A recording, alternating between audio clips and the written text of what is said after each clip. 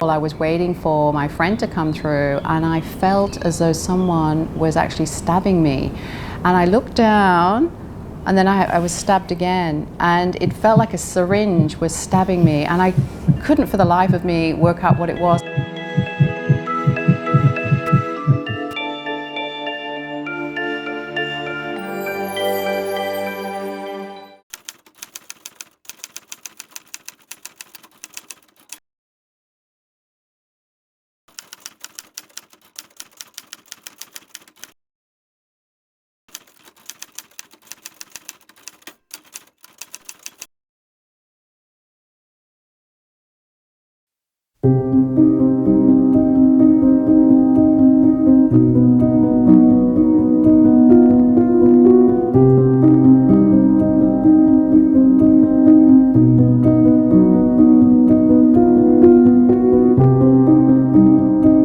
I've always loved old buildings. I've always loved them.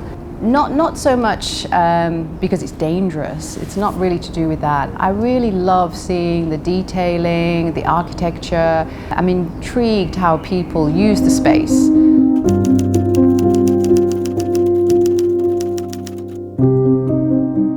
There are so many abandoned places in Hong Kong. And for me too, it's kind of hard to grasp, because you think of that, the housing shortage, how many decades waiting list to get a home, and then you see all of these abandoned places. It actually doesn't make any sense. A lot of the abandoned places are actually privately owned still, even though the owner is no longer in Hong Kong, so it's very difficult for the government to actually take them over. I think family squabbles is a huge issue, and that's why places are basically left. For years, when it was okay to have 4 wives, for example, they would have numerous of kids. So a father might have over 25 children. You know, who is the inheritor? Who actually gets the place?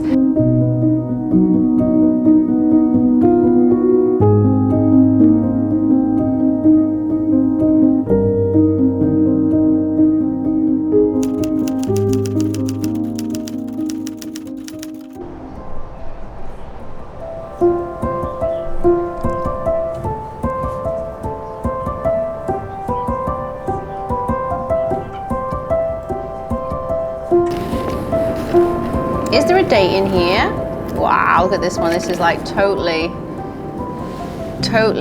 moth-eaten. So this was one of the first places I came.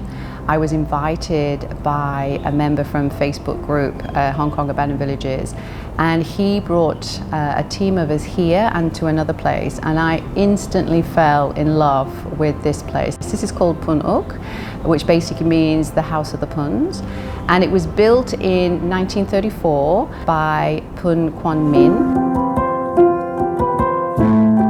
So he came to Hong Kong at the age of 16, and he first worked as an apprentice in an import-export company, and he worked his way through the ranks, and after a couple of years he became rich enough to start his own company. So he was in banking, textiles, import and export.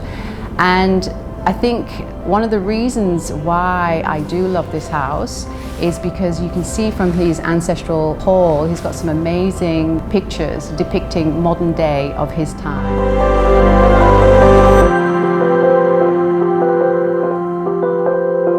When the Japanese occupied Hong Kong in 41-45, he actually fled back to China. If you think about it, if this was built in 1934 and he kind of fled possibly 42, he didn't really live here that long, and I think that's one of the reasons why the house is actually in such good condition, because as far as I'm aware, no one actually lived in it after him, apart from it was used by the Japanese as a military operations center.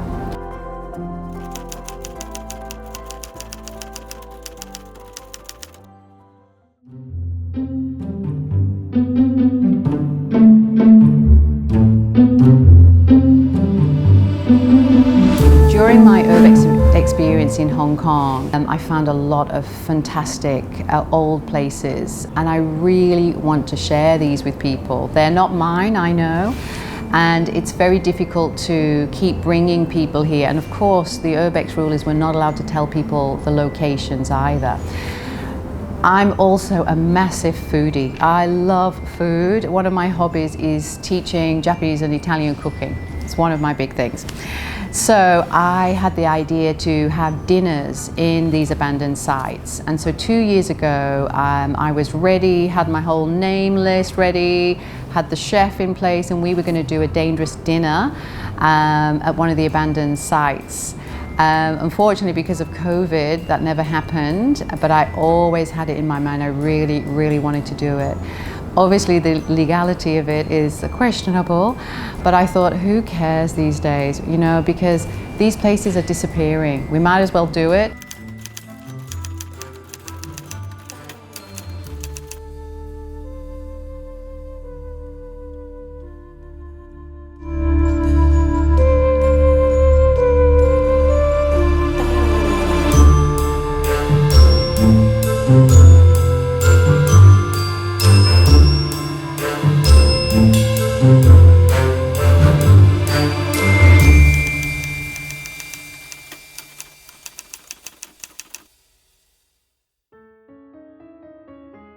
Once I was through the wall, I was waiting for my friend to come through, and I felt as though someone was actually stabbing me. And I looked down, and then I was stabbed again, and it felt like a syringe was stabbing me, and I couldn't for the life of me work out what it was. And then I looked up and I saw this little nest of raw red flying ants all heading my way. So I ran into a space, and then my heart started going really fast, and I really thought, oh my God, this is it. I am dying. I am dying in Sha Studio. What am I going to do? Then I heard a massive scream, because I think my friend also got attacked. And it took about 20 minutes for my heart rate to actually go back to normal, as well as find where my friend was, who had also been stung. And they were very, very painful.